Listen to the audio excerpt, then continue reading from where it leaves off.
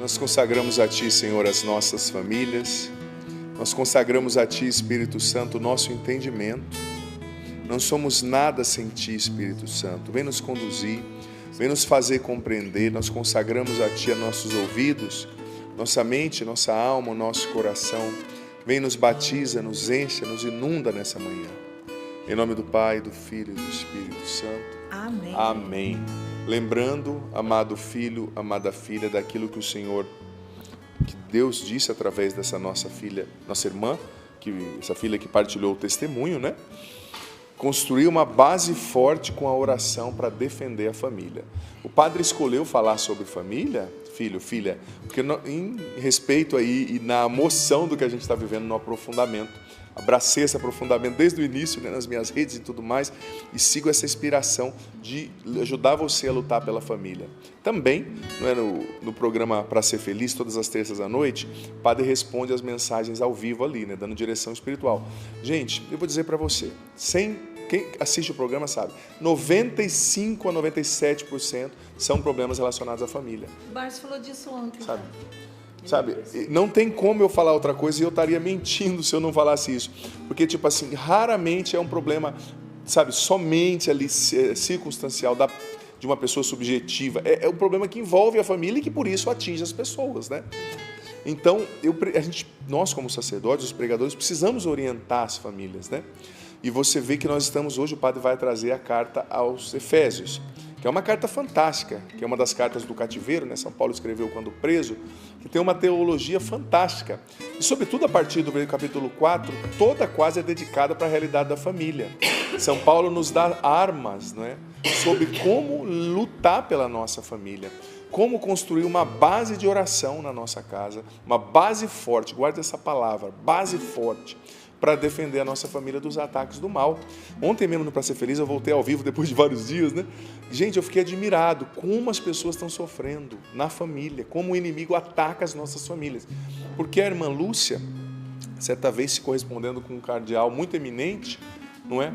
Ela escreveu para esse cardeal, depois a carta dela foi publicada, que ela não disse se foi uma revelação direta de Nossa Senhora ou não, mas que ela escreveu categoricamente que a última investida do diabo seria contra a vida e contra a família. Nós vemos isso acontecer, né? Então, construa uma base forte. Efésios 4, 27. Mas, e diga de passagem, a carta aos Efésios, gente, é linda. É uma carta de uma teologia, de uma profundidade. Efésios 4, 27. Eu vou ler o 26 só para dar contexto, tá? Mas o essencial é o 27. Eu não gostei muito da tradução, mas eu vou trazer o termo original para explicar para você. Não podeis, 26, 4, 26, podeis irar-vos, contanto que não pequeis. Não se põe o sol sobre vossa ira. Agora o 27, que é o que eu quero falar, não deis nenhuma chance ao diabo. A Bíblia da CNBB escolheu a palavra chance, só que a palavra original do grego com o qual foi escrita era a palavra topon, que quer dizer lugar. Topon, daí vem a palavra topografia, por exemplo. Topon, então o original é não deis lugar ao diabo. Não deis lugar ao diabo. Então veja bem, o que a palavra está dizendo? Não deis lugar ao diabo. E São Paulo aqui estava falando, de alguma forma também, da família, né? Essa parte da carta aos Efésios, você vai ver que depois ele fala ser imitadores de Cristo, ser filhos da luz, família, o papel da mulher e do marido, o papel dos filhos e dos pais. Então, quando a Bíblia fala lugar, né? Quando a palavra fala não deis lugar ao diabo, essa palavra topos, topon, ela poderia ser traduzida como base. Porque essa palavra do grego topon, ela poderia também ser usada para descrever uma base militar, um lugar que é uma base militar. Então veja bem, o que a palavra está dizendo? Não deis uma base forte para o diabo na vossa família.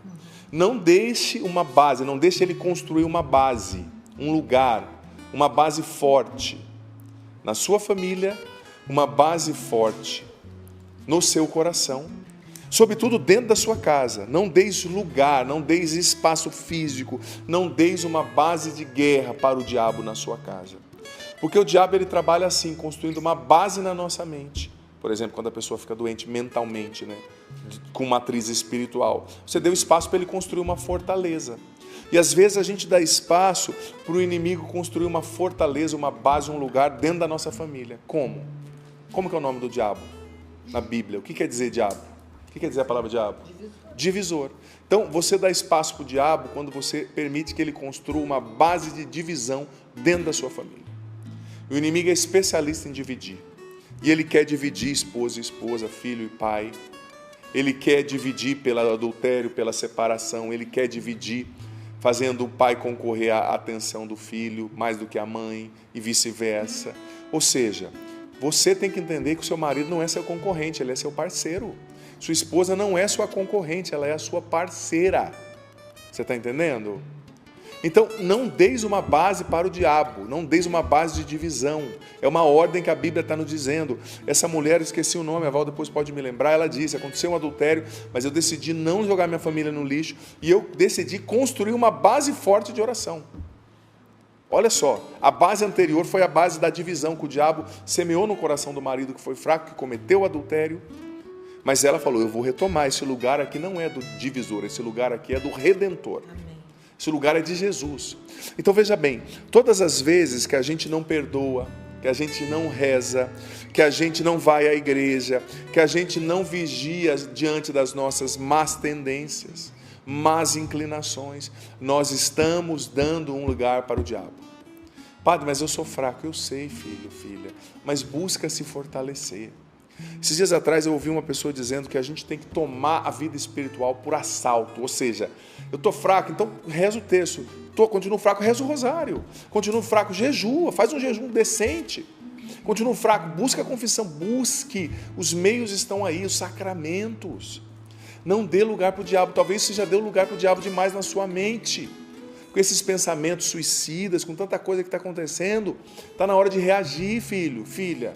É possível reagir usando as armas de Deus. É possível reagir usando as armas da fé. Não deis lugar ao diabo. E você sabe que o inimigo ele tem prazer em destruir uma família. Prazer. Porque o Catecismo da Igreja Católica, no número 2205, diz o seguinte, que o ser humano ele é a imagem de Deus. Mas a família ela é a imagem da Trindade. Da comunhão entre o Pai, o Filho e o Espírito Santo, a comunidade perfeita. Então, quando o diabo destrói uma família, como ele não pode destruir a Trindade, ele está destruindo, ofendendo a Santíssima Trindade através da destruição de uma família. Porque o diabo tem ódio da família. Porque a família personifica a Trindade no mundo, a Santíssima Trindade, sabe? Então, é preciso entender que eu estou em combate. Padre, mas eu não estou em combate. Você está, querendo ou não? Por exemplo, vou dar um exemplo esdrúxulo, mas imagina se o povo de Israel ali que mora na faixa de Gaza dissesse assim, eu não estou em guerra com ninguém. Você está, meu amigo, você está no meio dos mísseis, querendo ou não querendo. Tudo bem, a escolha não foi sua, foi uma escolha infeliz dos líderes lá daquela facção que decidiram atacar os inocentes ou que decidiram começar uma guerra. Não sei, não vou entrar no mérito bélico, eu não sou sociólogo, mas não adianta a pessoa dizer, eu não estou na guerra. Você está no meio do pipoco, me perdoe. Você está no meio da guerra. E a sua família está em combate. Existe, sabe, esses dias eu li, muito interessante, no retiro que eu fiz também, pessoal, eu li o texto de uma abadesa espanhola do século XVI, uma abadesa franciscana, não me recordo o nome, gente, mas ela dizia o seguinte, ela era mística, né, e Deus dava a ela visões, né, assim, do que estava acontecendo no mundo espiritual. E numa das visões, Deus revelou a ela que todas as manhãs o diabo se reunia em assembleia com seus anjos para traçar as melhores estratégias para destruir as pessoas e as famílias. Então você está em guerra, todos os dias tem uma reunião, uma assembleia para destruir você e sua família. Então não deis lugar, não deis base de guerra, topom, ao diabo. E como a gente não dá lugar ao diabo? O padre preparou aqui, para ficar mais didático, 8 atitudes que a gente precisa ter para verdadeiramente não dar lugar. A gente tem vocabulário na renovação, a gente fala, não dá brecha, né? Quem vem da renovação carismática sabe. Então, brecha, às vezes, até melhor para descrever isso. 8 atitudes que você precisa ter, 8 passos, 8 posturas que você precisa ter para não dar lugar para o diabo na sua família. Para ficar bem fácil. Então, veja bem, são 8 atitudes. Eu gosto de, sobretudo quando eu vim aqui no Sorrindo, trazer o conteúdo assim, né, que eu sei que é mais fácil para quem está acompanhando. Então, em primeiro lugar, isso aqui é fruto da palavra de Deus, de estudo do padre de muito tempo. Primeira atitude que você tem que ter para não dar lugar para o inimigo na sua família. Não seja egoísta. saiba se sacrificar pelo seu relacionamento, pela sua família. Porque veja bem, quem não se sacrifica pelo relacionamento, sacrifica o relacionamento. Quem não se sacrifica pela família, sacrifica a família. Preguei sobre isso lá no Canção Nova Abraço Estados Unidos, um pouco lá em Boston, esses dias atrás, que a gente precisa, como os 3 reis magos, aprender a oferecer à nossa família o que eles ofereceram a Jesus: ouro, incenso e mirra. Mirra era um material, um aromático que eles usavam para ungir os cadáveres, e era um sinônimo de sacrifício. Então eles ofereceram a mirra a Jesus, prefigurando o sacrifício dele na cruz. Então quando você oferece a mirra para a sua família, quer dizer, você está se sacrificando. Gente, por que o padre está dizendo isso? Ai, padre, não tem nada a ver. Tem tudo a ver. O mundo de hoje nos ensina a pensar só em nós. O mundo de hoje nos ensina a sermos cada vez mais egoístas. O mundo de hoje nos ensina a pensar só no nosso prazer. Mas é preciso sacrifício. Olha, veja bem, guarde no teu coração uma coisa: a sua família, o seu matrimônio é uma missão. Não é um lugar para você ser feliz e realizar todos os seus desejos. Deus uniu você à sua esposa, ao seu esposo, para vocês se santificarem juntos, buscarem o céu juntos, se sacrificarem juntos, construírem uma família, educarem os filhos com amor juntos, vivendo o sacrifício. Não é uma conta gorda o matrimônio, onde você só entra para pegar o dinheiro. É uma poupança vazia, onde você entra para investir, para colher lá na frente. Essa mentalidade, a gente acha que o matrimônio é uma conta gorda cheia de dinheiro. Eu chego e vou gastando. Não, não. É uma poupança vazia, meu filho, minha filha. Você entra para investir, para lá na frente você colher. Sabe? Então saiba se sacrificar pelo relacionamento. Saiba viver a kenosis, o esvaziar-se de si mesmo, o morrer para si mesmo, para o seu ego. Talvez antes de você casar, você era a moça bonitona, estava sempre com as amigas. Minha filha, passou. Passou, claro, você vai ter os seus momentos de lazer, mas agora não é só academia. Faz bem você se cuidar, sim, mas com discernimento. Você tem sua família, você tem seus filhos, sabe? Se sacrificar. E olha, o que mais destrói os relacionamentos por aí é relacionamentos nos quais um dos dois é muito folgado, né? Dizia o ditado: casamento é um banquinho apertado. Se um dos dois sentar muito bem, o outro fica de pé, né?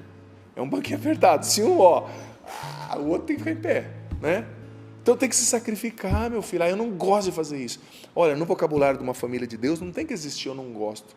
Eu não gosto de acordar cedo, mas se meu filho precisa, se a minha esposa precisa, eu vou acordar. Eu sei que é difícil, tá? Mas Deus nos chama a santidade. Santidade tem a ver com heroísmo, gente. Eu digo para você, ser um padre do jeito que Deus quer exige heroísmo. Ser um pai ou uma mãe do jeito que Deus quer exige heroísmo. Ser santo exige heroísmo. Tanto que quando a igreja abre um processo de beatificação, a primeira coisa que vai verificar de beatificação é se a pessoa tem as virtudes heróicas, né? Sabe? Então, saiba se sacrificar pelo relacionamento. A Familiares Consórcio do Papa São João Paulo II, número 22, diz o seguinte: é preciso se sacrificar para criar uma atmosfera de amor e acolhida na família, sobretudo para as crianças crescerem e se desenvolverem bem. Olha o que o ensinamento da igreja está dizendo. Familiares Consórcio 26.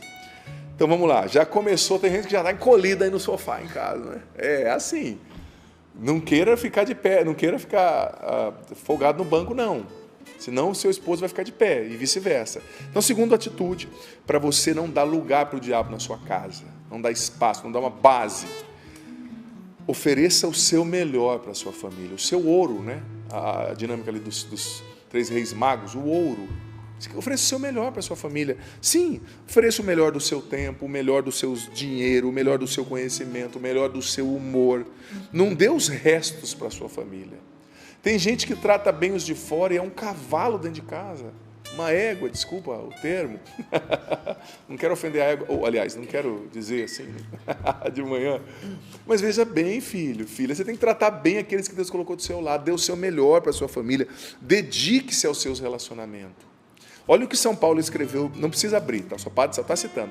Em 1 Timóteo, capítulo 5, versículo 8, São Paulo escreveu a seguinte coisa, está na Bíblia: se alguém não tem cuidado dos seus, principalmente da sua família, negou a fé e é pior que um apóstata infiel. Olha só, sabe? Dê o seu melhor pela sua família. Por quê? Porque a sua família precisa de cuidado. A sua família é um cristal frágil, gente. A nossa família é um cristal frágil e precioso que precisa ser cuidado. A nossa família exige zelo, exige investimento, sabe? Exige interesse. A gente precisa aprender a dar o nosso melhor para a nossa família. Zelo significa cuidar, né? Ter consideração, gastar tempo, dar o melhor. Eu sei que a gente tem muita coisa para fazer. E às vezes, quando a pessoa casa, ela sente que parte do projeto, do sonho dela, está morrendo. Né? Ai, meu Deus, é agora? Onde que eu entrei? Mas não é, pelo contrário, é uma missão que Deus está te dando. E veja bem, você que é casado, você pode fazer milhares de coisas, mas quando você partir dessa vida, a primeira coisa que Deus vai pedir conta para você é da sua família. E se faltou ali, olha, a chapa vai ferver. Como eu que sou padre, Deus vai me perguntar, e o seu rebanho, Padre Adriano? Você teve coragem, você se preparou bem para pregar para eles, ou fez de qualquer jeito as pregações? Você deu atenção para as pessoas, você atendeu em confissão? É meu ministério, né? Para você, ele já vai perguntar, olha, sua esposa, seu filho. Então, é preciso dar o melhor, gente. Quem cuida da família, né? Quando você cuida do outro, quando você dá o melhor, você está mandando uma mensagem para ele que ela é importante. E veja bem, dê o seu melhor também, amando a família do seu esposo. Vou fazer uma pergunta, Paula Guimarães, senhorita que é casada já há 49 anos. Opa, não, brincadeira. Quanto tempo? Quanto tempo? É 23. Você já viu alguém que tem uma ex-esposa? Ex-esposa? É. Não. Nunca viu ninguém que separou? Não, já vi. Agora você já viu alguém que tem uma ex-mãe? Não. Então, por que eu estou dizendo isso? Não brigue com a mãe do seu esposo, nem com a família da sua esposa. Porque ele pode ter uma ex-esposa, mas não tem uma ex-mãe. Então você dá o seu melhor para o outro. Desculpa, Paula. Eu sei que é de manhã. Eu olhei a cara da Paula, Val. A cara de confusão da Paula. Assim. Quando o senhor for fazer pergunta, o senhor olha para o lado. Eu vou fazer para a Val, né? Você está querendo jogar ela no fogo, entendi. Mas, enfim, para dizer que a gente dá o melhor para o outro, amando a família do outro. Porque existe ex-esposa, mas não existe ex-mãe. Se você brigar com a mãe do seu esposo, você está mandando, por mais que ele concorde com você, não, minha mãe está chata, mas é a mãe dele. Você está mandando uma mensagem para ele de que ele não é tão importante assim para você, porque você está desprezando a pessoa que deu a vida para ele. Existe ex-esposa, mas não existe ex-mãe. Então nunca vai ser um bom negócio brigar com a sua sogra. Nunca vai ser um bom negócio brigar com o seu sogro. Porque você dá o melhor para o outro amando aquele que ele ama. Amando aquele que o ama. Sabe?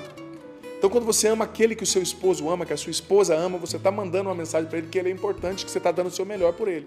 Padre, eu não suporto a velha. Eu sei, é difícil, tem dia, né? Mas filho, se esforce. Dê o seu melhor para a sua família, amando a família do outro. É uma maneira de dar o melhor, né?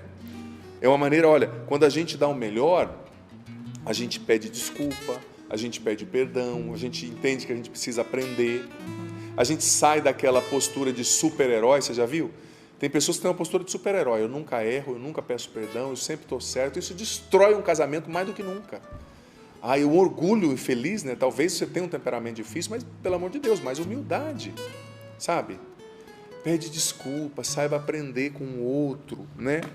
E entenda de uma coisa, você tem que dar o seu melhor na consciência de que no mundo de hoje tudo é digital, gente. Tudo é rápido, tudo é um botão, mas o relacionamento ainda é analógico. Nunca se esqueça disso, é analógico. Você vai dar o seu melhor, vai precisar de tempo, o outro vai demorar para entender que você está dando o seu melhor, é um investimento, é um processo, mas que você precisa dar o seu melhor. Terceira atitude, e essa é a mais importante. Ofereça o seu incenso para a sua família, fazendo a metáfora ainda com os 3 reis magos. O que é o incenso? Incenso na Bíblia é sinônimo de adoração, de doxa, né? De elevar a adoração a Deus, o louvor a Deus. Ou seja, coloque Deus no centro da sua família. Torne a sua família um santuário, como dizia São João Paulo II. Deus precisa estar no centro da sua casa. Eu digo para você, enquanto Deus não for o centro da sua família e dos seus relacionamentos, sua família será desequilibrada e o seu relacionamento vai ser desequilibrado. E quanto mais de Deus você for, mais feliz você vai ser na sua relação, na sua família. Porque só Deus nos equilibra, gente. Equilibra o nosso temperamento, as nossas loucuras. A gente é doido. A gente vê coisa onde não tem. A gente é paranoico, né? Tem gente que tem um ciúme paranoico, sabe? Então, só Deus que equilibra tudo isso. O segredo para o casamento dar certo é ambos se apaixonarem por Jesus. Quando o esposo e a esposa é apaixonado por Jesus, o casamento dá certo. Sabe? Então, convença-se, ninguém vai poder te fazer feliz nesse mundo, só Deus. Se ele não for o centro, você vai cobrar da sua esposa, do seu esposo, o que ele e que ela não podem te dar. Então coloque Deus no centro. Torne a sua família um santuário, tenha o lugar de oração, tenha o altarzinho dentro de casa, o lugar das imagens da Bíblia. Coloque Deus no centro da sua família, coloque a oração no centro, porque, gente, só a oração nos equilibra. Se você não reza, você começa a buscar as coisas do mundo, você vai se mundanizando sem perceber, você vai querendo os consolos somente aqui dessa terra, você não se resigna em carregar a sua cruz, porque às vezes viver a família, viver o casamento é uma cruz, ponto, é difícil, é morrer para sim, o outro é cabeçudo, o outro é tudo que eu nunca queria, mas você casou, meu filho. Assume o seu casamento, talvez abraçando a sua cruz, você vai perceber que ela é tudo que você precisava e não sabia, que essa pessoa é tudo que você realmente queria sem saber, porque lá no fundo, Deus não erra, se Ele permitiu você estar com essa pessoa, tem um porquê. Quarta atitude, entenda que as pessoas precisam de amor e injete amor no seu relacionamento. Gente, ninguém resolve um problema de uma família, de um casamento só na briga, só na cobrança. É insustentável você viver com uma pessoa que só cobra, que só briga. Então, se o outro só está fazendo isso, comece você a injetar amor. Comece você a apreciar o outro. O prefixo a, né? Apreciar. A quer dizer dar preço, né? Comece a dar valor, a dar preço para o que o outro faz, a apreciar. Sabe? Injete amor no seu relacionamento. Amor no jeito de falar. Amor no jeito de expressar, amor no jeito de corrigir, corrija com amor. Eu já falei aqui outra vez que eu vim, mas faz tanto tempo que eu não venho que ninguém nem lembra mais do que eu falei. De um livro que eu usei por muito tempo pregando sobre casais, que se chamava Sete Princípios para o Casamento Dar Certo, né? Que é de um PhD lá dos Estados Unidos, que estudou por mais de 20 anos casais, mas estudou assim, de maneira cerebral e científica, anotando, com pesquisas. E ele concluiu, depois de mais de 20 anos, eles desenvolveram um método com tanta precisão, com 93% de precisão, olhando o casal por uma hora, eles sabiam se o casamento ia dar certo ou não. Porque era ciência, entendeu? Eles anotaram, eles estudaram. E ele escreveu algo no livro que me chamou muita atenção. Ele falou assim, olha, para um casamento realmente dar certo, é preciso ter 5 interações positivas para cada interação negativa. Ou seja, se tem uma cara feia, uma briga, um xingo, que não tenha, né? Mas se tiver, tem que ter 5 coisas positivas para aquilo não tomar o lugar e não destruir a relação. Ou seja, tem que corrigir? Venha com 5 elogios, sabe? Nem que não seja um atrás do outro assim, mas 5 coisas positivas, 5 gestos de amor para cada um gesto que pode ser interpretado como desamor. Talvez nem é desamor, mas pode ser interpretado. Faz um bolinho, né? Hã? Faz um bolinho, faz um café. Sim, coisas, talvez não seja você dizer, né? Mas você fazer também, né? Então, é preciso injetar amor, porque o diabo só trabalha com a divisão e com o desamor. Ele não conhece a linguagem do amor. E quando você constrói uma base de amor, você o confunde. Você não dá espaço para ele, você não dá lugar para ele construir a sua base. Quinta atitude, saiba, isso estava escrito também nesse livro, 7 Principles for Marriage Work, uma coisa assim, que é os 7 princípios do casamento dar certo. Saiba motivar o outro. O ser humano é movido à motivação. Aqui eu não estou falando dessa motivação só do, pensa positivo, dessa bobeira, não. Estou falando da motivação no sentido de, o outro está tentando uma coisa, você tem que motivar. Uma coisa que mais conquista, sobretudo você homem, presta atenção. Sua esposa é você motivar, ela sentir que você está do lado dela, que você é parceiro, que você está escutando. Ela está tentando emagrecer, motiva. A bendita que está comendo aí metade da geladeira, mas motiva. Motiva o seu esposo. Ele está tentando um projeto, talvez ele não tenha... Olha, eu digo para você, todo mundo pode desmotivar o seu esposo, menos você. Todo mundo pode desmotivar a sua esposa, menos você.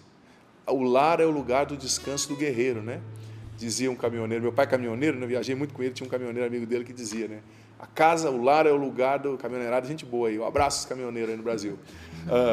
O lar é o lugar do descanso do guerreiro. Se o cara só leva pancada no trabalho, todo mundo desmotiva e chega em casa, a esposa dá a última marretada, aí não dá, né? Motiva o seu marido, filha. Motiva o seu esposo. Motiva os seus filhos. Talvez o seu filho está com um sonho aí meio, sabe, né, muito grande, mas motiva, sabe motivar. Se você está casado com uma pessoa que te desmotiva de manhã à noite, é muito difícil. Então saiba motivar o outro. Sem motivação, gente, o relacionamento vai indo pro ralo. Até quando você corrigir, saiba corrigir motivando o outro. Correção não é fácil, às vezes tem que ter, não tem como, né? Olha, não está legal isso aí, não estou gostando dessa sua postura. Mas motive, tem que ter motivação. Relacionamento, uma família, tem que ter motivação. Sexta atitude, estamos já caminhando para o fim. E essa é importante, que o John M. Gottman, que é o autor do livro, também escreveu. Saiba não ter preguiça relacional. Muitos relacionamentos, isso é fruto de ciência também, eles estudaram ali, acabam por causa dessa preguiça relacional, né? Preguiça, a pessoa tem uma preguiça. A mulher vai encontrar com as amigas, ela faz uma chapinha mestra lá, penteia a sobrancelha, nem sei se existe isso, né? Penteia a sobrancelha, ajeita tudo, coloca aquele cinto, coloca aquele negócio por dentro para murchar a barriga. A gente sabe, Merada, que vocês essas coisas. Cinta, para murchar tudo. Aí, quando é pro marido, ela tá parecendo, meu Deus do céu, cão chupando manga, né? Pro marido, mas para as amigas tem que estar arrumadinha, porque elas vão falar do meu cabelo, vão reparar, mas minha filha, o teu marido. É um horrível. Claro, você não vai estar sempre produzida como se fosse para um casamento quando ele chega em casa, eu sei. E você também, rapaz, nem sempre vai estar naquele nível. Mas tem que ter, sabe? Não pode ter essa preguiça relacional. A esposa tem que se arrumar para o marido, se preparar. O marido tem que dar o melhor para a esposa. Essa preguiça, a gente vai... ou seja, é aquela zona de conforto relacional, né? Já está ganho mesmo, ela está aí todo dia, já conheço ela mesmo, ela já teve 2 filhos, já deu uma engordadinha, eu estou aqui. Tudo bem, gente, claro que não vai ser a mesma coisa como quando era no namoro, não dá, né? Intimidade. Mas tem que ter aquela conquista, tem que ter aquela química, tem que ser mantida, sabe? Não pode cair na preguiça, só dou o pior para o outro. Não. Aí volta naquilo que eu falar de dar o melhor, né? Não entre, sabe, nessa zona de conforto, porque isso é muito prejudicial. Assim você vai dando, sem perceber, um lugar para o diabo, como eu falava no início. Sétima e penúltima atitude. Isso aqui também, olha, muita coisa que o padre trouxe aqui, não acho que eu acordei de manhã e falei, vou falar sobre isso. É fruto de pesquisa, é fruto de estudo bíblico forte, tá?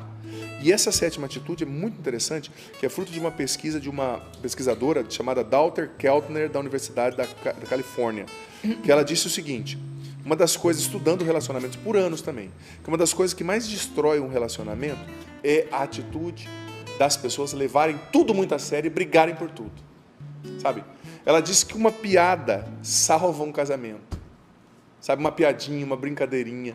E quando você começa a levar tudo muito a sério, quando você começa a brigar por tudo, sabe? O relacionamento vai ficando pesado, vai sendo destruído, vai sendo minado. Então ela foi dizendo, estudou casais por anos, com recursos técnicos ali, que o bom humor, sabe, gente, a brincadeira, não levar tudo tão a sério, sabe, isso vai salvando o matrimônio, vai temperando a relação, vai trazendo leveza. Eu, particularmente, sou adepto da leveza.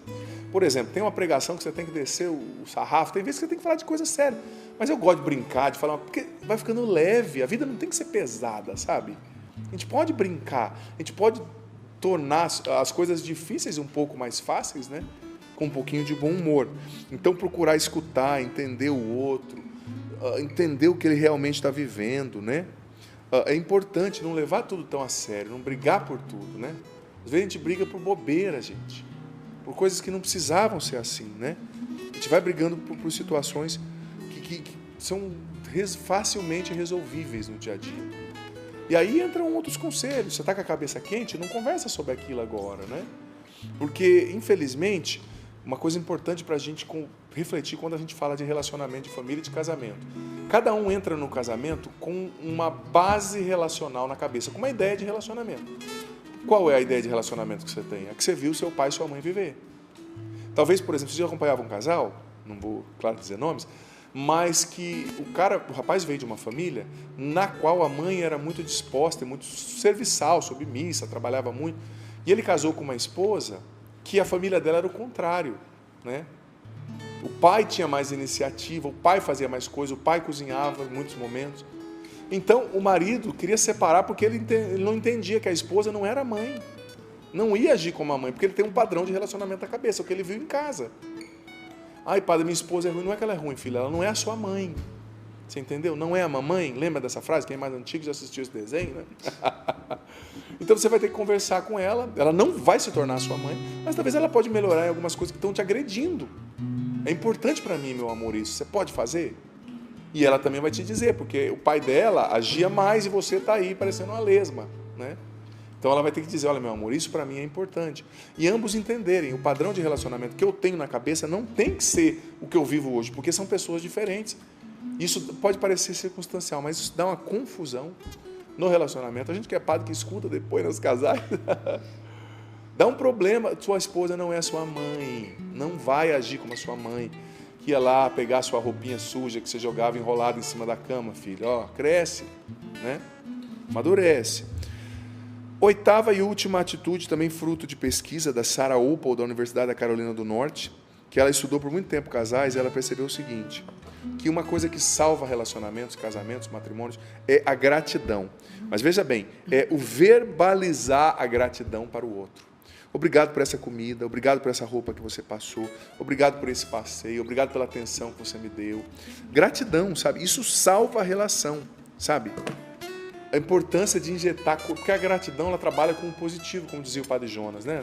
Para nós na Canção Nova, ele falava, quando você for corrigir uma pessoa, quando você for, comece pelo positivo e veja o positivo, né? A gratidão nos faz ressaltar o que é positivo no outro.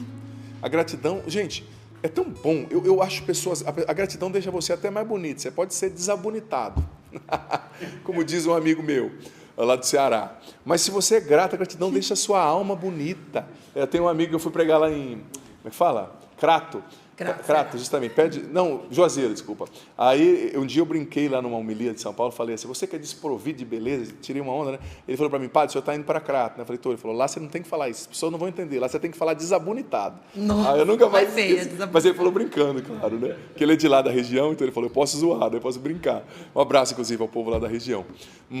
Que ninguém é desabonitado lá. Ninguém é desabonitado, claro. Mas é que ele é sarrista, ele não perde, um médico amigo meu lá de São Paulo, não perde a oportunidade de tirar uma onda. Doutor Cizenano, um abraço. Mas, enfim, a gratidão te deixa, esse é o foco que o padre quer dizer, te deixa bonito.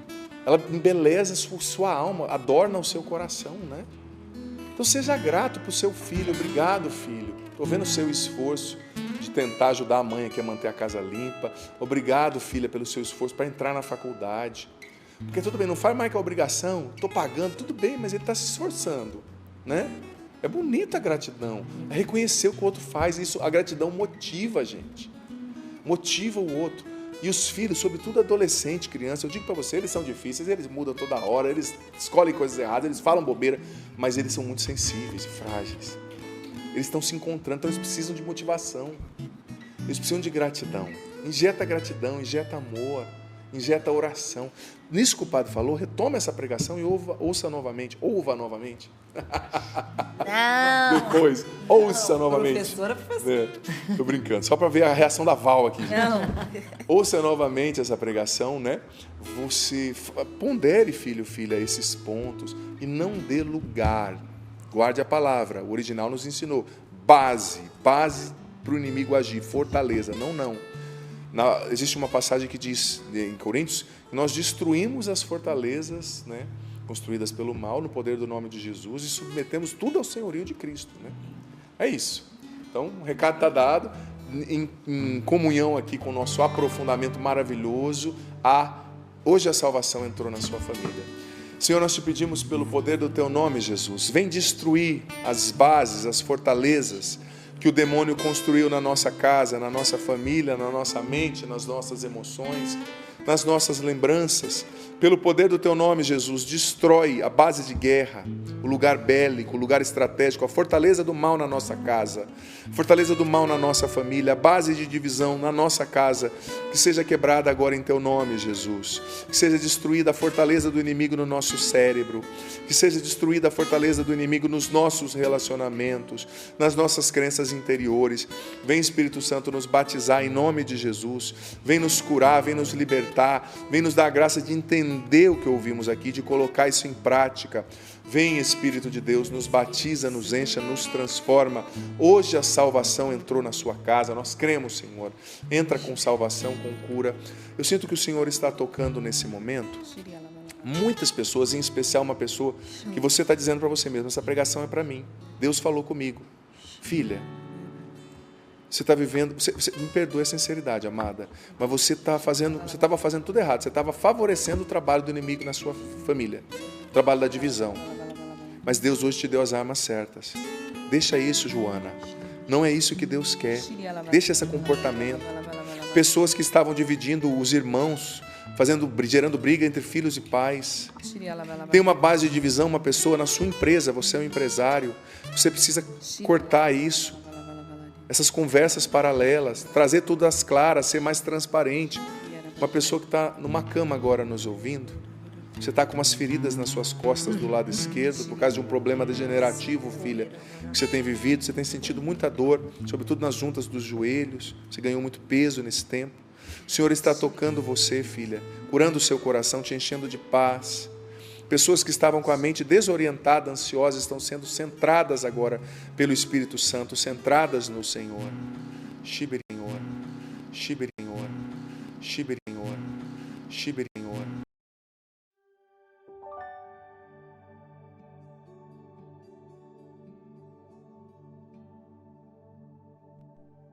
Sou e você, episódio 49 do nosso podcast diário Bíblia em um ano.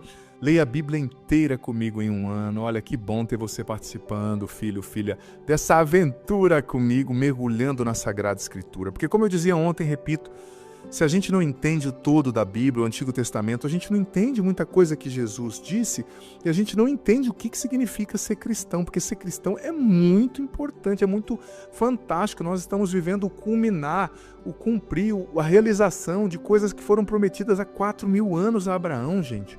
Então não é pouca coisa, é muito especial. Hoje nós vamos ler Êxodo 35 e 36, Levítico 25 e o Salmo 81. Ou Levítico 25 ou o Salmo 81, vou deixar como tarefa aí para você ler depois. Quero perguntar se está funcionando o parceiro de estudo bíblico. Se não tem, peça a Deus, convide alguma pessoa para ser seu parceiro de estudo bíblico, parceira. Todos os dias vocês partilham, nem que seja pelo WhatsApp. Olha, eu entendi isso, foi forte isso para mim. Pode ser também um grupo de estudo bíblico que eu tenho aqui, né, incentivado. Cria um grupo aí no WhatsApp, vamos supor, 5 casais ou 6 pessoas. Todo dia um partilha ali, pouquinho, né? Um áudiozinho de uns 3 minutos, cada um, 2. Olha, eu entendi isso, entendi aquilo. E uma vez por semana, uma vez a cada 15 dias, vocês se reúnem pessoalmente na casa de um, na casa de outro. Tomar um café ou numa lanchonete e lá partilham. Por exemplo, se tiver 7 pessoas, cada um fala de um dia da semana. Da segunda, da terça, outro da quarta, outro da quinta. Olha, na quinta foi a Torre de Babel. Na sexta foi o Bezerro de Ouro. Então eu entendi isso, me tocou isso. E a gente vai se edificando mutuamente, né? Muito importante. Então vamos lá, Êxodo 35 ou 36, e 36, desculpa. E se você é novo, nova, se inscreve no canal, vem fazer parte da nossa família aqui do canal do Padre Adriano Zandoná. Tem muita coisa, muita playlist, muito conteúdo bom para abençoar você aqui no canal. Êxodo 35. Moisés convocou toda a Assembleia de Israel e disse-lhes: Eis o que o Senhor ordenou. Trabalharás durante 6 dias, mas o 7º dia será um descanso completo consagrado ao Senhor. Todo o que trabalhar nesse dia será morto. Não acendereis fogo em nenhuma de vossas casas nesse dia. Moisés disse a toda a Assembleia dos israelitas: Eis o que o Senhor ordenou. Separai de entre vós uma oferta para o Senhor. Todo homem de coração reto trará essa oferta ao Senhor: ouro, prata, bronze, óleo para o candelabro, aromas para o óleo da unção e para o incenso odorífero, pedras de ônix, pedras de engaste para o efode e o peitoral. Venham todos aqueles dentre vós que são hábeis e executem tudo que o Senhor ordenou.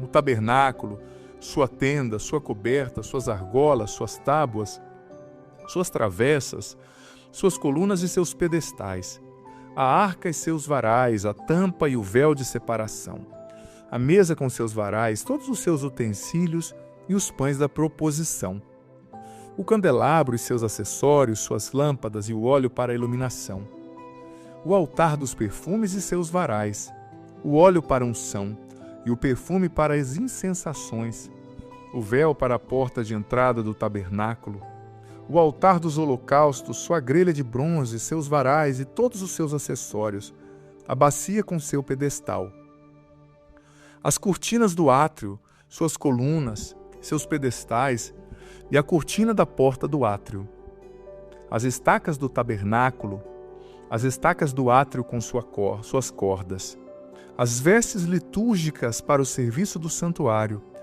os ornamentos sagrados do sumo sacerdote Arão e as vestes dos seus filhos para as funções sacerdotais.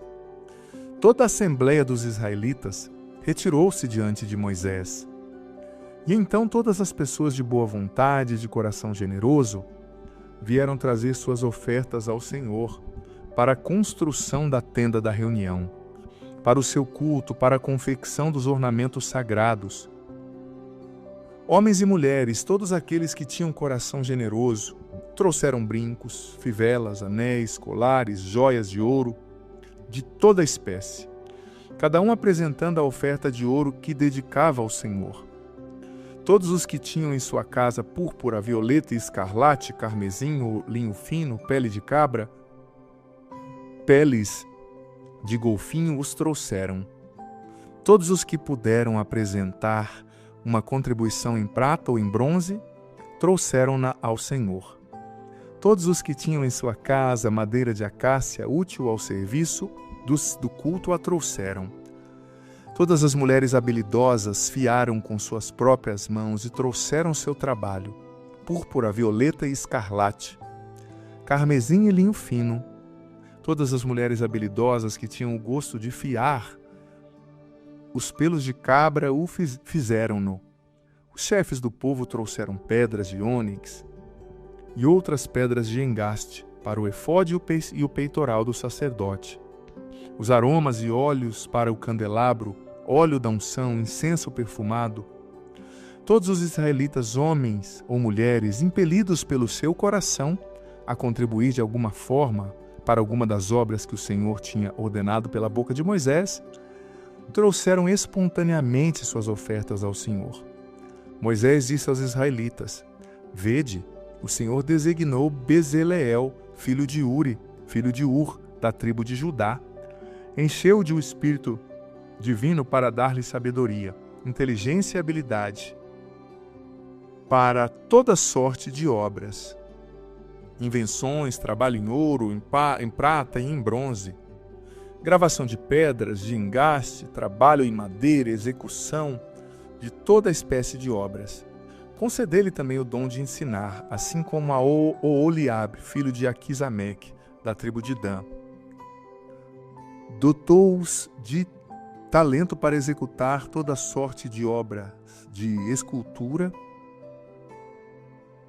e de arte, de bordados em estofo, de púrpura, violeta e escarlate, de carmesim e de linho fino, e para a execução assim como o projeto de toda espécie de trabalhos. Êxodo, capítulo 36. Bezaleel e Oholiabe e todos os homens prudentes que o Senhor dotou de inteligência e habilidade para saberem executar todos os trabalhos necessários a serviço do santuário, conformaram-se inteiramente às instruções recebidas do Senhor. Moisés chamou Bezaleel, Oholiabe e todos os homens prudentes que o Senhor tinha dotado de inteligência, todos os que eram impelidos pelo seu coração a empreender a execução desse trabalho. Levaram todas as ofertas que os israelitas tinham trazido a Moisés para a execução dos trabalhos necessários a serviço do santuário. E como o povo continuasse cada manhã a trazer espontaneamente as ofertas, os homens prudentes que executavam os trabalhos do santuário deixaram a obra que estavam fazendo e vieram dizer a Moisés: O povo traz muito mais do que é necessário para a execução do trabalho que o Senhor ordenou. Então, por ordem de Moisés, fez-se no acampamento essa proclamação: que ninguém, nem homem nem mulher, traga mais ofertas para o santuário. Assim o povo foi proibido de trazer mais. O material trazido era mais que suficiente para tudo que tinha que ser feito. Os mais hábeis entre os operários construíram o tabernáculo. 10 cortinas de linho retorcido, púrpura, violeta e escarlate, e carmesim com os querubins artisticamente bordados. O comprimento de cada cortina era de 28 côvados, sua largura de 4 côvados, e tinham todas as mesmas dimensões. Juntaram as cortinas 5 por 5. Laços de púrpura, violeta foram colocados na orla da cortina, que rematava esses dois grupos. Foram postos 50 laços na primeira cortina e 50 na extremidade da última cortina do segundo grupo, situadas bem em face uma das outras. As cortinas foram presas umas às outras por meio de 50 colchetes de ouro, de modo que o tabernáculo formou um todo. Fizeram-se em seguida as cortinas de pele de cabra para formar uma tenda sobre o tabernáculo. Foram feitas 11 dessas cortinas. O comprimento de uma delas era de 30 côvados e sua largura de 40 côvados, e tinham todas as mesmas dimensões. 5 dessas cortinas foram juntadas de um lado e 6 de outro. 50 colchetes foram colocados na orla da última cortina de um desses grupos e 50 na orla da última cortina do segundo. Depois fizeram 50 colchetes de bronze para unir as peças, de modo que a tenda formasse um todo. Foi feita a cobertura da tenda de peles de carneiros tingidas de vermelho, sobre as quais se colocou uma cobertura de peles de golfinhos. As tábuas do tabernáculo foram feitas de madeira de acácia, colocadas verticalmente. As tábuas tinham 10 côvados de comprimento e 1,5 côvado de largura. Cada tábua tinha 2 encaixes ligados um ao outro. Assim se fez com todas as tábuas do tabernáculo. Fizeram para o lado meridional do tabernáculo ao sul 20 tábuas. Puseram sob essas 20 tábuas 40 suportes de prata, 2 sobre cada tábua, para seus 2 encaixes. Para o segundo lado do tabernáculo, ao norte, fizeram 20 tábuas, com 40 suportes de prata, à razão de 2 por tábua. Para o fundo do tabernáculo, ao ocidente, fizeram 6 tábuas. Para os ângulos do tabernáculo, ao fundo, fizeram 2 tábuas. Elas eram emparelhadas desde a base, formando juntas um só todo até o alto, na primeira argola. O mesmo se fez com as 2 tábuas colocadas nos ângulos. Havia, pois, 8 tábuas com seus suportes de prata, em número de 16, 2 sobre cada tábua. Fizeram em seguida 5 travessas, de madeira de acácia para as tábuas de um dos lados do tabernáculo, 5 para as tábuas do segundo lado e 5 para as que estavam ao lado do lado posterior do tabernáculo, ao ocidente. A travessa central estendia-se ao longo das tábuas, de uma extremidade à outra. Recobriram-se de ouro essas tábuas e se lhes puseram argolas de ouro, pelas quais passaram as travessas, recobertas também de ouro. Foi feito o véu de púrpura violeta, escarlate de carmesim e linho retorcido, onde foram bordados artisticamente alguns querubins. Fizeram para ele 4 colunas de madeira de acácia, revestidas de ouro, com pregos de ouro, e fundiram para elas 4 pedestais de prata. Para a entrada da tenda foi feito o véu de púrpura violeta e escarlate, de carmesim e linho retorcido, artisticamente bordado. Fizeram para suspender esse véu 5 colunas munidas de ganchos. Recobriram de ouro seus capitéis e suas vergas. Seus 5 pedestais foram feitos de bronze. Obrigado, Senhor, por essa palavra tão linda, pelo Senhor cuidar do seu povo, do seu culto, por o Senhor ensinar o seu povo como se deve rezar. Dá-nos essa mesma disposição desse povo aqui, Senhor. Pecador, fraco, mas com uma disposição de te servir maravilhosa. Obrigado por essa palavra, Deus. Amém. Olha, já disse, sabe o que me chamou a atenção aqui? Foi a generosidade desse povo. Um povo pecador? Sim. Povo de cabeça dura? Sim. Um povo que tinha pisado na bola? Sim. Mas Deus, né? Ele é capaz de fazer obras perfeitas com vasos estragados, furados, com infiltrações, né? Instrumentos, né? Imperfeitos, ineficazes. Esse povo, mesmo tão fraco, mas tinha uma generosidade tão grande. Você viu que eles começaram a doar para a construção ali da tenda da reunião, né? O templo deles na época. Tanta coisa, é ouro, é presente, é o melhor que eles tinham, eles doavam para a obra de Deus. Eles tinham prazer de ver a igreja ser construída, né? O templo. Tanto que Moisés teve que emitir uma lei: não doem mais, não tem onde colocar. Olha a generosidade desse povo. A generosidade de quem doava e a generosidade de quem tinha dons. Você vê, né? Aquele Oliabe e o Eliezel, eles eram artistas, dotados de uma sensibilidade artística, sabiam fazer esculturas. Bezaleel e Oliabe, né? Prudentes e dotados de inteligência e habilidade, né? Diz Êxodo 36:1. Eles faziam esculturas, eles faziam tudo.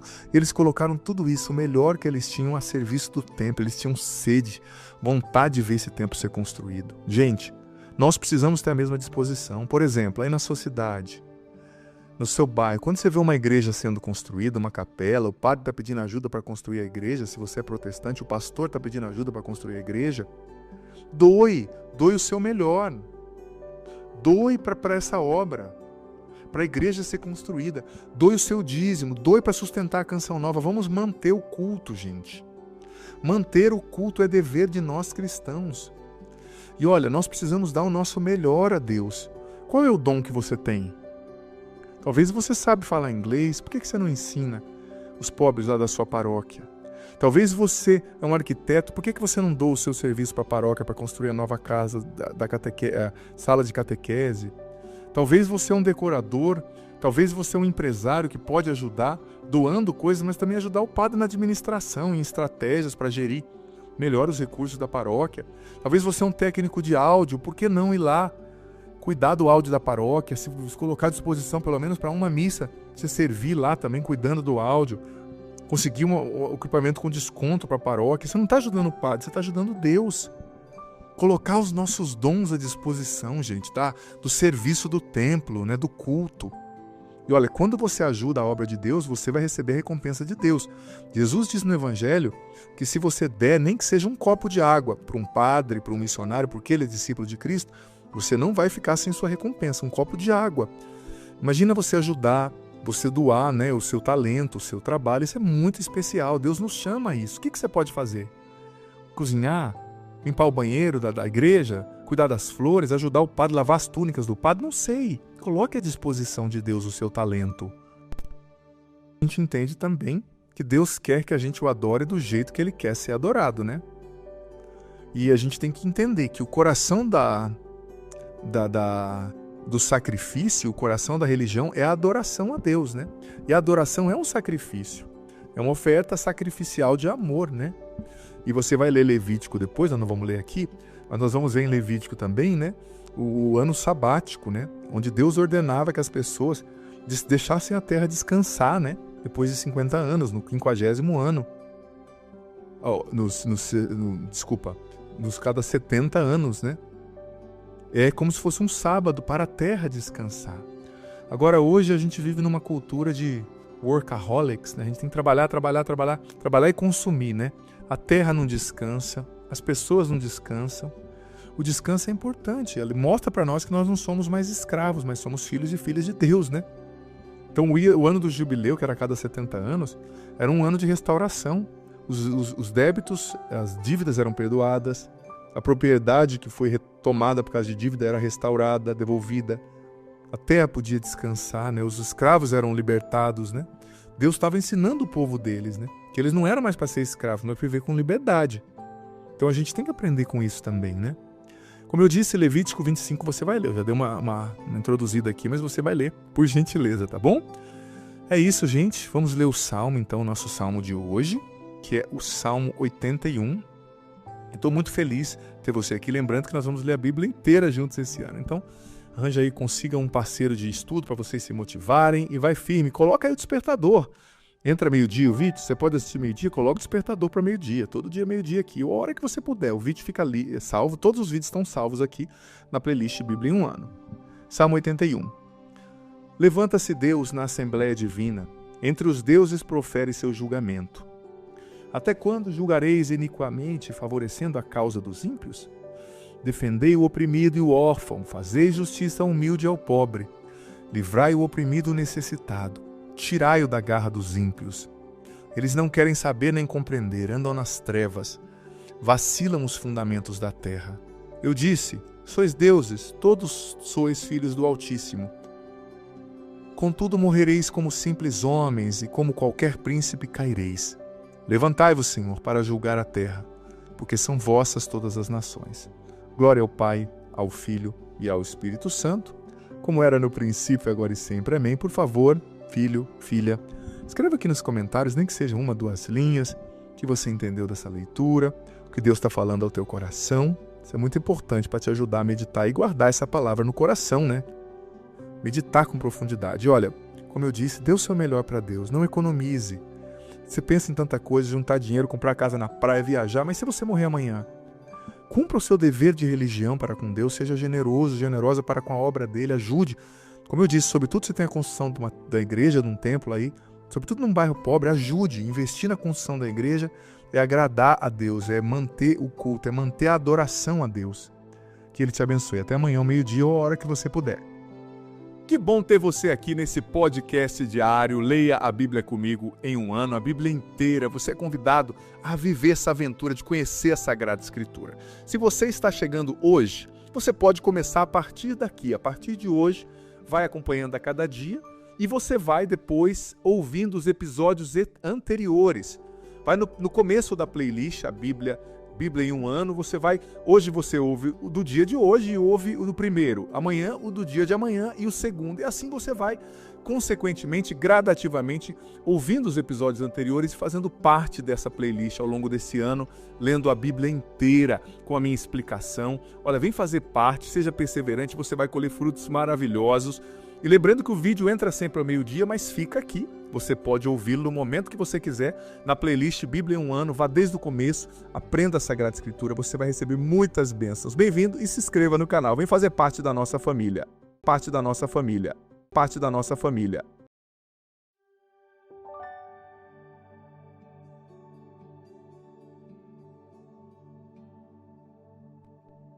Você seja muito bem-vindo, bem-vinda ao nosso podcast diário, episódio 48, a Bíblia em um ano. Leia a Bíblia inteira comigo em um ano, que é o Padre Adriano Zandoná da Canção Nova.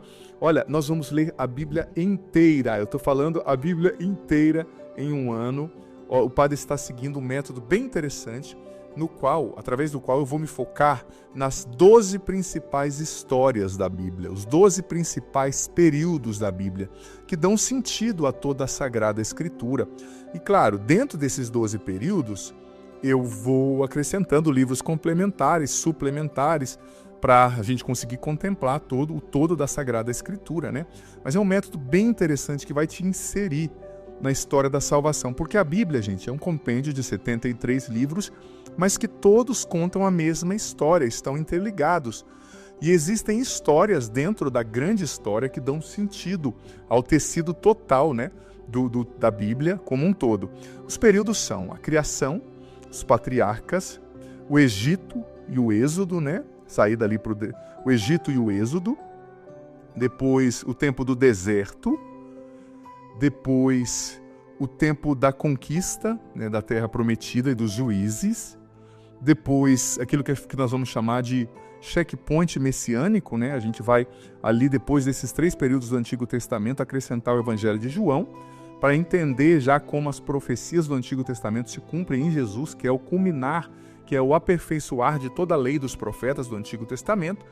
Depois o período dos reis, depois outro checkpoint messiânico com o Evangelho de Marcos, depois o reino dividido, né, Israel e Judá, Judá ao sul, Israel ao norte, depois o período do exílio, depois outro checkpoint messiânico com o Evangelho de Mateus, depois o período do retorno do pós-exílio, depois o período dos Macabeus e a revolta dos Macabeus, depois um outro checkpoint messiânico com Lucas, e depois o período da igreja, entrando Atos dos Apóstolos, Tiago, carta de Tiago, carta de Pedro, Apocalipse, cartas de São Paulo, carta aos Hebreus. Então nós vamos percorrer a Bíblia como um todo, sabe? Um todo mesmo. Como eu disse, essas 12 grandes histórias vão dar sentido a toda a história da salvação. E é interessante que, por exemplo, nós estamos lendo Levítico. Você pode pensar, ai padre, fica lendo essas leis, ai padre, fica lendo esse negócio, o altar tem que ser assim, quem adulterar vai ser apedrejado, quem fazer isso, não sei o quê. Mas olha, isso faz você entender Jesus e as acusações que ele sofreu. Faz você entender os milagres, as curas de Jesus. Lembra daquela mulher adúltera que ia ser apedrejada? Todo mundo estava com pedra na mão? Eles estavam cumprindo a lei de Moisés e Jesus disse: quem não tem pecado, atira a primeira pedra. Ou seja, Ele entendeu que o povo já foi preparado ao longo dos séculos pela lei, que o povo já não estava tão chucro, tão animal, e o povo poderia optar pela misericórdia e pelo amor, que eles entenderiam, né? É a plenitude dos tempos cumprida em Jesus. Quando a gente fala do pão da preposição, né, que Jesus citou que Davi comeu o pão da preposição, nós estamos lendo aqui em Levítico, que era o pão só dos sacerdotes, ficava dentro do templo. Quando Jesus colheu espigas no sábado, nós estamos vendo a lei aqui que não podia fazer nada no sábado, mas Jesus era Deus encarnado, elevando a lei a um novo padrão, um novo patamar. Mas se você não entende isso, você não vai entender muitas coisas da vida de Jesus. Esses são os grandes períodos, né, os 12 grandes eixos centrais da história da salvação, que a gente precisa entender, porque senão a gente não entende Jesus. Outra coisa, tem muita gente pedindo, padre, digita esses períodos, manda para mim, faz um catálogo. Gente, eu vou ser bem sincero, o padre tem uma vida muito corrida, eu faço muita coisa, eu não consigo mobilizar uma equipe para fazer isso. Eu estou me focando em entregar a palavra para vocês. A palavra de Deus, né? Me preparar para falar, para ensinar. Então eu peço paciência e fica tranquilo, você vai ter tudo aqui ao longo do ano. É uma leitura para o ano inteiro, todo dia, meio-dia, entra um vídeo aqui, é só você se programar para estar com a gente, tá? Vamos lá ler Êxodo 33. O Senhor disse a Moisés: vai, parte daqui com o povo que tiraste do Egito. Ide para a terra que prometi a Abraão, a Isaque e a Jacó, com o juramento de dá-la à sua posteridade. Enviarei um anjo adiante de ti, e expulsarei os cananeus, os amorreus, os iteus, os ferezeus, os heveus e os jebuseus. Ide para essa terra que mana leite e mel, mas não subirei convosco, porque sois um povo de cabeça dura, e eu vos aniquilaria no caminho. Ouvindo o povo essas duras palavras, pôs-se a chorar, e cada um tirou seus enfeites. Então o Senhor disse a Moisés: dize aos israelitas: sois um povo de cabeça dura. Se eu viesse um só instante no meio de vós, eu vos aniquilaria. Arrancai, pois, todos esses vossos enfeites, e verei o que posso fazer por vós. Os israelitas despojaram-se de seus enfeites a partir do monte Horebe. Moisés foi levantar a tenda a alguma distância fora do acampamento, e chamou-a de tenda da reunião. Quem queria consultar o Senhor dirigia-se à tenda da reunião, fora do acampamento. Quando Moisés se dirigia para a tenda, todo mundo se levantava, cada um diante da entrada da sua tenda, para segui-lo com os olhos até que entrasse na tenda. E logo que ele acabava de entrar, a coluna de nuvem descia e se punha à entrada da tenda. E o Senhor se entretinha com Moisés. À vista da coluna de nuvem, todo o povo em pé à entrada de suas tendas se prostrava no mesmo lugar. O Senhor se entretinha com Moisés, face a face, como um homem fala com seu amigo. Voltava depois Moisés ao seu acampamento, mas seu ajudante, o jovem Josué, filho de Num, não se apartava do interior da tenda. Moisés disse ao Senhor: vós dizei-me que faça subir o povo, mas não me fazeis saber quem haveis designado para acompanhar-me. E entretanto disseste-me: conheço o teu nome e tens todo o meu favor. Se é verdade que eu tenho todo o vosso favor, dai-me a conhecer os vossos desígnios, para que eu saiba que tenho todo o vosso favor e considerai que esta nação é o vosso povo. O Senhor respondeu: minha face irá contigo, e eu serei o teu guia. Se vossa face não vier conosco, disse Moisés, não nos faça partir deste lugar. Por onde se saberá que temos todo o vosso favor, eu e o vosso povo? Porventura não é necessário para isso justamente que marcheis conosco? É o que nos distinguirá, eu e o vosso povo, de todas as outras nações da terra. O que pedes, replicou o Senhor, o farei, porque tens todo o meu favor, e te conheço pelo nome. Moisés disse: mostrai-me a vossa glória. E Deus respondeu: vou fazer passar diante de ti todo o meu esplendor, e pronunciarei diante de ti o nome de Javé. Dou a minha graça a quem quero, e uso de misericórdia com quem me apraz. Mas ajuntou o Senhor: não poderás ver a minha face. pois o homem não poderia me ver e continuar a viver. Eis um lugar perto de mim, disse o Senhor. Tu estás sob a rocha. Quando a minha glória passar, te porei na fenda da rocha e te cobrirei com a mão até que eu tenha passado. Retirarei depois a mão e me verás por detrás. Quanto à minha face, ela não pode ser vista. Êxodo 34. O Senhor disse a Moisés: talha 2 tábuas de pedra, semelhante às primeiras. Escreverei nelas as palavras que se encontravam nas primeiras tábuas que quebraste. Estejas pronto pela manhã para subir ao monte Sinai. Tu te apresentarás diante de mim no cume do monte. Ninguém subirá contigo, nem apareça em parte alguma do monte. Não haja nem mesmo ovelhas ou bois pastando em seus flancos.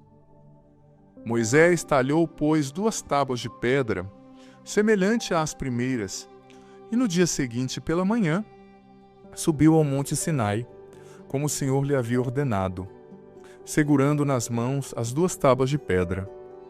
O Senhor desceu na nuvem e esteve perto dele, pronunciando o nome de Javé.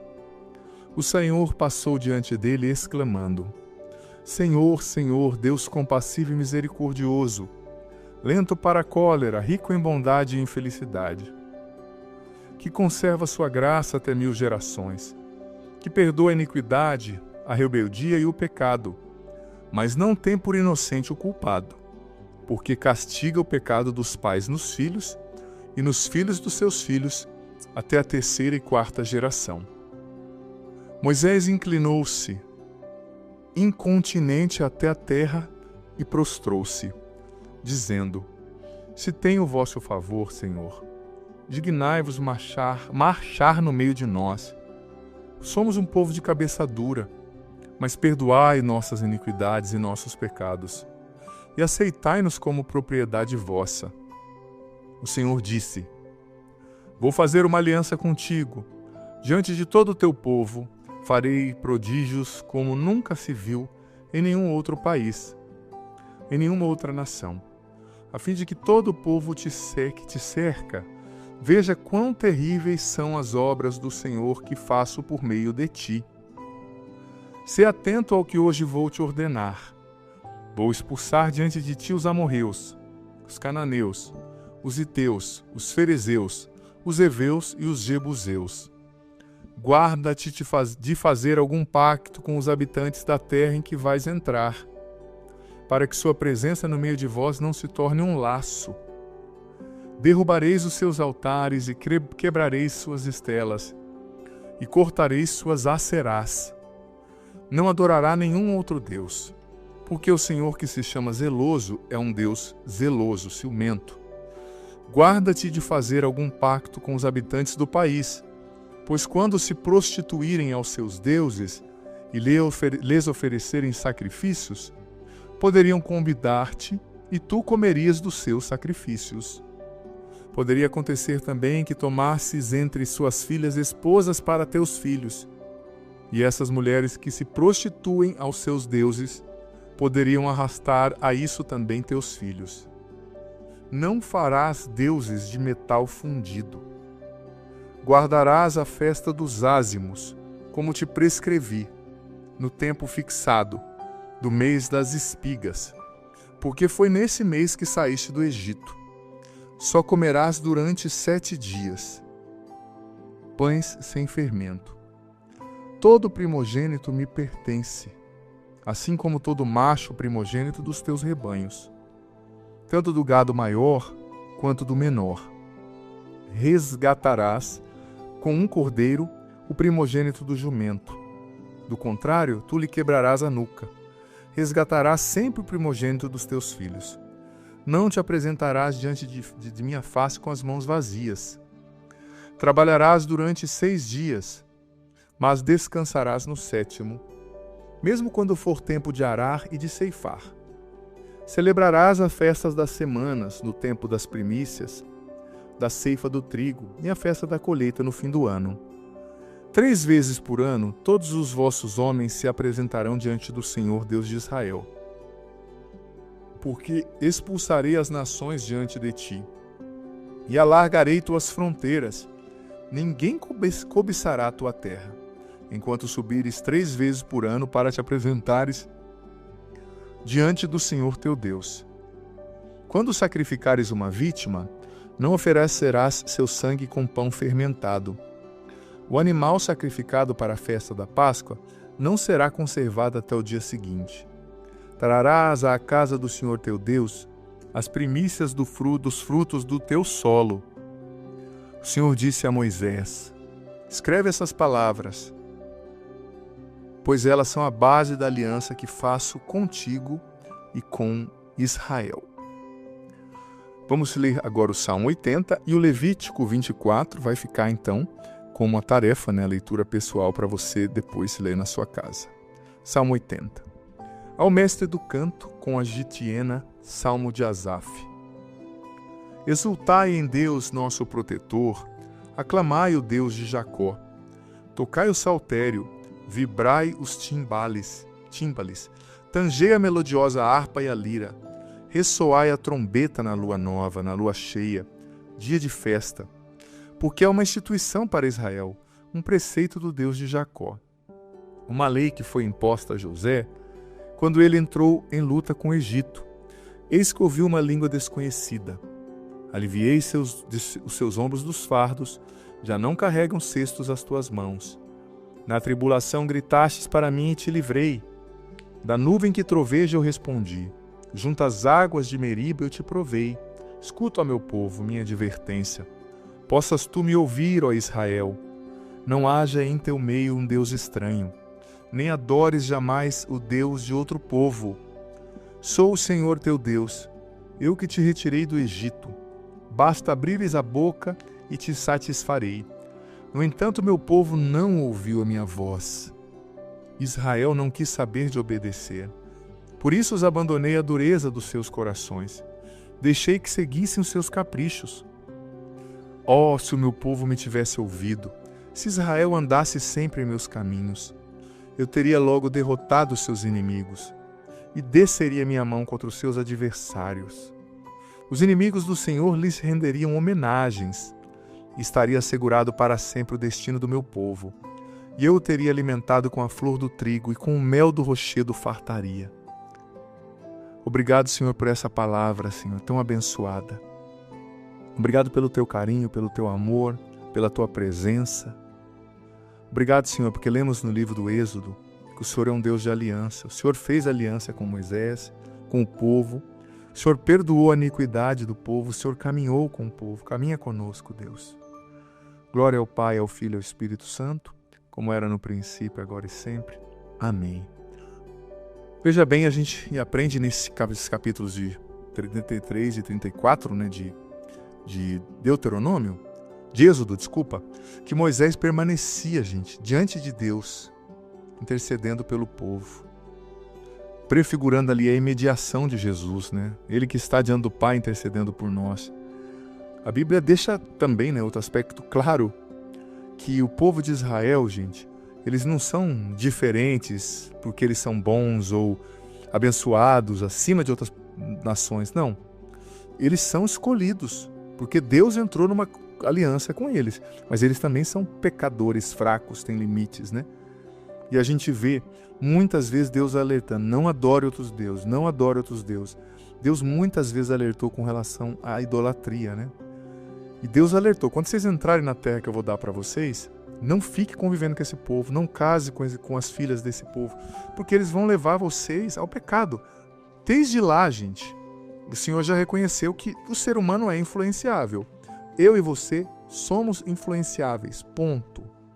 Então nós temos que andar com pessoas que nos levam para Deus, para o bem.